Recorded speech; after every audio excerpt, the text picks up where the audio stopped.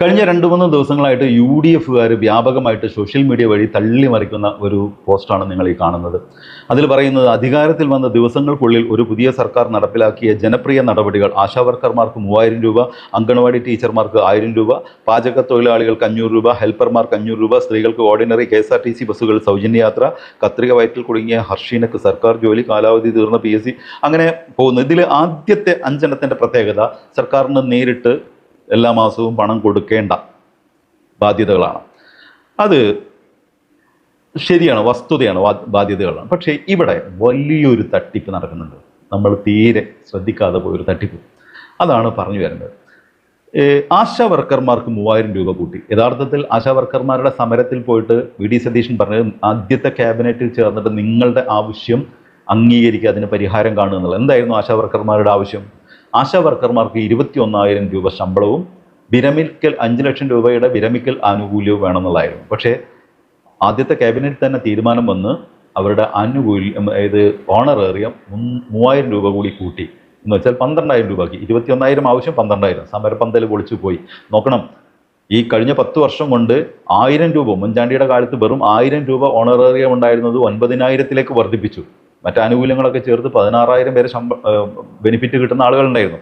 അവർക്ക് 3000 രൂപ കൊടുത്ത് കയ്യടി വാങ്ങി സമരം അവസാനിപ്പിച്ചത്.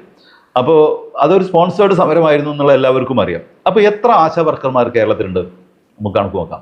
26,125 ആശാ വർക്കർമാരാണ് നിലവിൽ കേരളത്തിലുള്ളത്. അവർക്ക് 3000 രൂപ വെച്ച് കൂട്ടിയാൽ എത്രയാണ് സർക്കാരിന് ഒരു മാസം അധികമായിട്ട് വരുന്ന ബാധ്യത? അത് 7,83,75,000 ഇനി രണ്ടാമത് പറഞ്ഞത് അങ്കണവാടി ടീച്ചർമാർക്ക് 1000 രൂപ. മൊത്തം കേരളത്തിൽ എത്ര അങ്കണവാടികളുണ്ട്? 33,115 അങ്കണവാടികൾ. അതിൽ അവർക്ക് 1000 രൂപ. അതിൽ ഓരോ ടീച്ചേഴ്സ് ആയിരിക്കുമല്ലോ ഉണ്ടാവും, ഓരോ അങ്കണവാടിയിലും ഓരോ ടീച്ചർമാർ.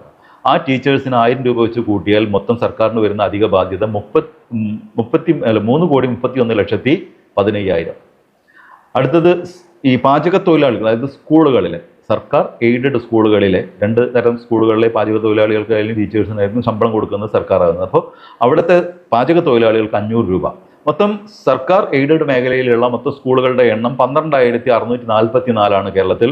അതിൽ 500 രൂപ വെച്ച് പാചക തൊഴിലാളികൾക്ക് കൊടുത്തു കഴിഞ്ഞാൽ അധികമായിട്ട് വരുന്ന ബാധ്യത 63,22,000. അതേപോലെ ഹെൽപ്പേഴ്സിന് അവരും ഇതേ കണക്കാണുള്ളത്. അവർക്ക് 500 രൂപ ആകുമ്പോൾ അവർക്കും 63,22,000 കൊടുക്കണം.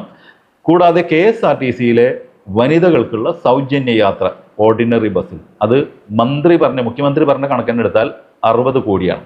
ആ 60 കോടിയും കൂടി ചേർത്ത് കഴിഞ്ഞാൽ മൊത്തം സർക്കാരിന് ഒരു മാസത്തിൽ അധികമായിട്ട് വരുന്ന ബാധ്യത എത്രയാണ്? 72,41,34,000 രൂപ. ക്ലിയർ ആണല്ലോ? ഇവിടെയാണ് ഇനി കാണുന്നതാണ് പ്രശ്നം. ഇതിനിടയിൽ നഷ്ടപ്പെട്ട ഒരു ആനുകൂല്യമുണ്ട്. നമ്മൾ BPL, അതായത് സാമ്പത്തികമായിട്ട് പിന്നോക്കം നിൽക്കുന്ന വനിതകൾക്ക്, 35-നും 60 വയസ്സിനും ഇടയിലുള്ള വനിതകൾക്ക് കൊടുത്തിരുന്ന സ്ത്രീ സുരക്ഷാ പെൻഷൻ ഇല്ലാണ്ടായി. തുടക്കത്തിലെ അതിൻ്റെ പ്രാരംഭഘട്ടത്തിൽ തന്നെ 17 ലക്ഷം ആളുകൾക്ക് സ്ത്രീ സുരക്ഷാ പെൻഷൻ കിട്ടിയിരുന്നു. ആ 17 ലക്ഷം ആളുകൾക്ക് VD സതീശൻ സർക്കാർ അധികാരത്തിൽ വന്നതിന് ശേഷം ഇപ്പോൾ സ്ത്രീ സുരക്ഷാ പെൻഷൻ കിട്ടുന്നില്ല. 17 ലക്ഷമല്ല സർക്കാർ ലക്ഷ്യം വെച്ചിരുന്നത്. സ്ത്രീ സുരക്ഷാ പെൻഷനുമായി ബന്ധപ്പെട്ട വാർത്തകൾ വരുന്ന സമയത്ത് തന്നെ കൃത്യമായി സർക്കാർ പറഞ്ഞിരുന്നു, ഏകദേശം സർക്കാരിൻ്റെ കയ്യിൽ കണക്കുണ്ടാവില്ല, ഏകദേശം 31 ലക്ഷത്തോളം ആളുകൾ ഇതിൻ്റെ ബെനിഫിഷ്യറിമാരായി മാറും എന്നുള്ളതാണ്. 31 ലക്ഷത്തോളം ആളുകൾക്ക് ബെനിഫിഷ്യറിമാരായി മാറുമ്പോൾ അവർക്ക് മൊത്തം കൊടുക്കേണ്ട തുക ഏകദേശം 310 കോടി രൂപയാണ് ഒരു മാസത്തിൽ കൊടുക്കേണ്ടത്. എന്നാൽ പ്രാരംഭഘട്ടത്തിൽ അപേക്ഷകരുടെ എണ്ണം കുറവായതുകൊണ്ടായിരിക്കാം 17 ലക്ഷം ആളുകൾക്കാണ് അത് ബെനിഫിഷ്യറിമാരായിട്ട് വന്നത്, അവർക്കാണ് കിട്ടിയത്. 1000 രൂപ വന്നു തുടങ്ങിയിരുന്നു. എന്നാൽ അത് അവസാനിപ്പിച്ചപ്പോൾ സർക്കാരിന് ലാഭിച്ചത്, ഒരു മാസം ലാഭമായത് 170. ഏത് നിലവിൽ കൊടുത്തുകൊണ്ടിരിക്കുന്നത് മാത്രം, പുതിയ അപേക്ഷകൾ സ്വീകരിക്കാതെ നിലവിൽ കൊടുത്തുകൊണ്ടിരിക്കുന്ന ആളുകൾക്ക് മാത്രമായിട്ടുള്ളത് ബന്ധായപ്പോൾ തന്നെ 170 കോടി രൂപ സർക്കാരിന് ലാഭമായി. എന്നാൽ ഇപ്പോൾ ഈ എണ്ണി പറഞ്ഞ 5 പരിപാടിക്കും കൂടി ആകെ സർക്കാരിന് വന്ന ചിലവ് എത്രയാണ്? 72,41,41,34,000 എന്ന് വെച്ചാൽ ഒരു മാസം തന്നെ സ്ത്രീ സുരക്ഷാ പദ്ധതി അവസാനിപ്പിക്കുകയും ഈ പരിപാടികൾ, ഈ കലാപരിപാടികൾ എണ്ണി പറയാനുള്ള ഈ 5 കലാപരിപാടികൾ നടത്തുകയും ചെയ്തതോടുകൂടി സർക്കാരിൻ്റെ ഖജനാവിൽ മിച്ചപ്പെടുന്നത്, മുൻ സർക്കാരിനേക്കാൾ മിച്ചപ്പെടുന്നത് 97,58,66,000 രൂപയാണ്. എന്ന് വെച്ചാൽ ഏകദേശം 100 കോടി രൂപയോളം മിച്ചപ്പെടുന്നുണ്ട്. ഈ ഒരു കണക്ക് ആരും ശ്രദ്ധിക്കുന്നില്ല. മാധ്യമങ്ങൾ ഇതുമായി ബന്ധപ്പെട്ട ഒരു ചോദ്യവും ഉയർത്തുന്നില്ല. ഇത് വ്യാപകമായിട്ട് UDFന്റെ പ്രൊഫൈലുകൾ പ്രചരിപ്പിക്കുകയാണ്. ഇതാണ് VD സതീഷിൻ്റെയും UDFൻ്റെയും ട്രിക്ക്. നല്ല മാധ്യമ ശ്രദ്ധ അല്ലെങ്കിൽ ഈ സോഷ്യൽ മീഡിയയിലൂടെ ഇത്തരം വൈബുള്ള കാര്യങ്ങൾ അലറി വിളിച്ച് പറയാനും ഇത് വ്യാപകമായിട്ട് ഷെയർ ചെയ്യാനും ആളുകളുണ്ട്. അത് സത്യമാണെന്ന് കരുതി, സത്യമാണ്, സംഭവം ശരിയാണ്, പക്ഷേ മുടങ്ങിയത് എന്താണെന്നുള്ളത് ആളുകൾ അറിയുന്നില്ല.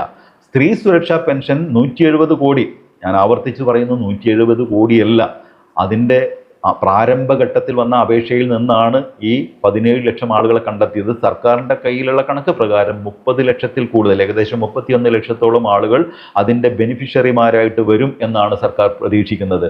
അതുകൊണ്ട് തുടർന്നുള്ള മാസങ്ങളിൽ അത് കൊടുക്കുകയായിരുന്നെങ്കിൽ സ്വാഭാവികമായിട്ടും കൂടുതൽ ആളുകൾ, അപേക്ഷകർ, ഇതുവരെ അറിയാത്തവർ അല്ലെങ്കിൽ സാങ്കേതിക പ്രശ്നം കൊണ്ട് അപേക്ഷ കൊടുക്കാൻ പറ്റാത്തവരൊക്കെ കൊടുത്ത് അത് 30 ലക്ഷം കവിയുമായിരുന്നെങ്കിൽ ഏകദേശം 300 കോടിയിലധികം രൂപ ചെലവ് വരുമായിരുന്നു. ആ പദ്ധതിയാണ് നിർത്തലാക്കിയത്. പകരം എണ്ണി പറഞ്ഞിട്ട് ആകെ ഈ 5 പദ്ധതി കൂടി KSRTCയിലെ സൗജന്യ യാത്രക്ക് കൂടി ചേർത്തിട്ട് സർക്കാർ അഡീഷണൽ ആയിട്ട് ചെലവഴിക്കുന്നത് 72 കോടി 43 ലക്ഷത്തി 34,000 രൂപ. ഇവിടെ ഇത് ശ്രദ്ധിക്കാതെ പോകുമ്പോൾ, ഈ കണക്കുകൾ ജനങ്ങൾ അറിയാതെ പോകുമ്പോൾ, ശരിയാണല്ലോ, വലതുപക്ഷം വന്നത് നന്നായി, VD സതീശൻ വന്നത് നന്നായി, ഇതൊക്കെ കിട്ടിയല്ലോ, എണ്ണി പറഞ്ഞ ഗുണങ്ങളൊക്കെ നമുക്ക് കിട്ടിയല്ലോ എന്ന് ആരെങ്കിലും തെറ്റിദ്ധരിക്കുന്നുണ്ടെങ്കിൽ അവരിലേക്ക് ഈ സത്യം എത്തിക്കണം. മറ്റൊരു വീഡിയോ ആയിട്ട് വരുന്നവരെല്ലാവർക്കും ഗുഡ് ബൈ.